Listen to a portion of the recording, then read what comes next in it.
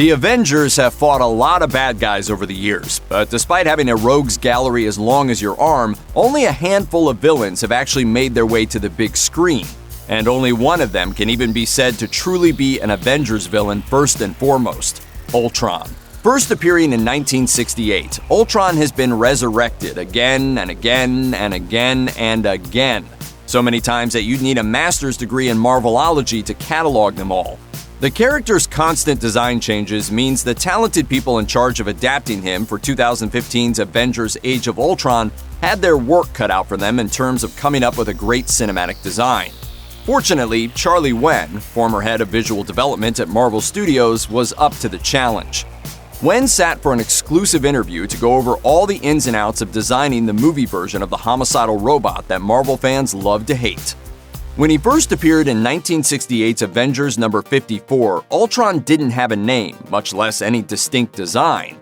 The issue's story concerns the Masters of Evil teaming up to capture the Avengers with the help of secrets provided by the team's butler, Jarvis. By the story's end, one of the Masters of Evil's newest members, the Crimson Cowl, is revealed to be an unnamed robot decoy, covering for the Cowl's true alter ego, Jarvis the Butler. Then, by the next issue, writer and artist Roy Thomas and John Buscema apparently realized that suddenly making Jarvis evil for no actual reason wasn't the best move. Instead, they made the random robot, now apparently named Ultron 5, the living automaton, the true villain all along, who hypnotized the Avengers' faithful butler into temporary betrayal. Even with the revelation of this new villain named Ultron 5, readers still wouldn't learn much about his actual origins for several issues, specifically Avengers number 58. There, it's revealed that Hank Giant Man Pym was experimenting with creating synthetic life, and built a goofy robot that looked more like the clanking boiler you might have in your basement than the mechanical menace he'd become. After his initial fight with Giant Man, Ultron somehow erased his science daddy's memory and just jumped through a concrete wall like the Kool-Aid Man. Whoa! But with more lasers and inexplicable memory erasing technology. Among these first appearances, only a few design elements managed to stick. Some swooping angled lines on Ultron's face that resemble angry eyebrows, some extraneous metal bits that kind of look like robot ears, and a mouthful of chunky robo-teeth. Over time, Ultron's defining chompers somehow morphed into a weird toothy grin. As a result, Ultron looks pretty dumb, right? Marvel Studios' former head of visual development Charlie Wen, who led the team responsible for adapting Ultron to the big screen, more or less agreed. If you look at the comic book Ultron, he looks very simple in the head. That's always the feel of it. Interestingly, Wen tapped into that idea while creating the concept art for a sequence in the film after Ultron's coated a new version of himself in vibranium. The reason? Because even though Ultron looks simple, he also looks deranged. Not a quality you want to shy away from if you want to make your villain as menacing as possible. We knew that Ultron from Joss Whedon's script at that moment, he was sort of going nuttier. Even the way he talks, Joss really wanted to get an Ultron that felt like he wasn't right in the head. That was trying to come up with a look for that. Die-hard comic book fans may have been upset that the classic look didn't make it into the film on Ultron Prime. However, Wen and his team brought the old-school comic book robo-grin to the villain's henchmen instead. The Ultron Sentries are the villain's mechanical representatives who plague the Avengers while they try to save Sokovia from complete annihilation. Another reason Wen saved the classic Ultron face for the Sentries was simple practicality.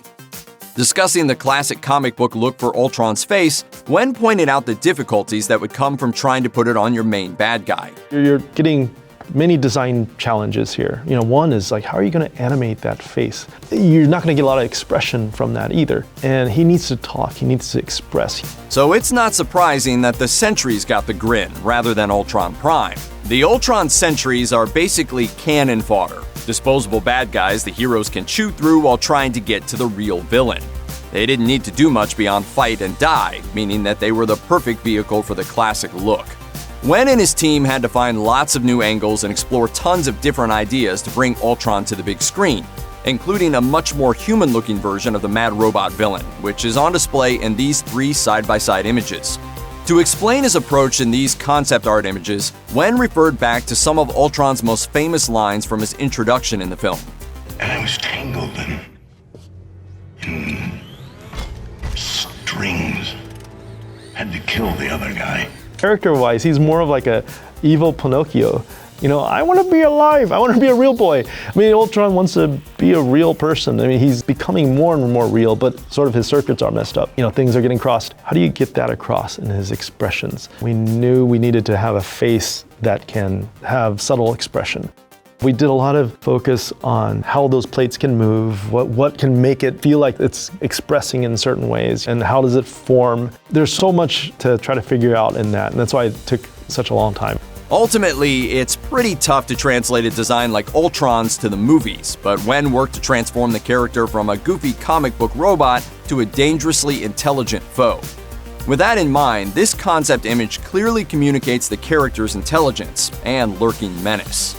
I really liked an elegant version of Ultron. I did some that I felt like we're going more towards that, but then he also needed to really show sort of an instant power from, you know, the first read. We kind of had something in between. Somewhat elegant, but also showed enough presence and power. That sums up the balance Wen struck in the end, a blend of power and presence that made for one of the most unforgettable comic book villains to hit the silver screen.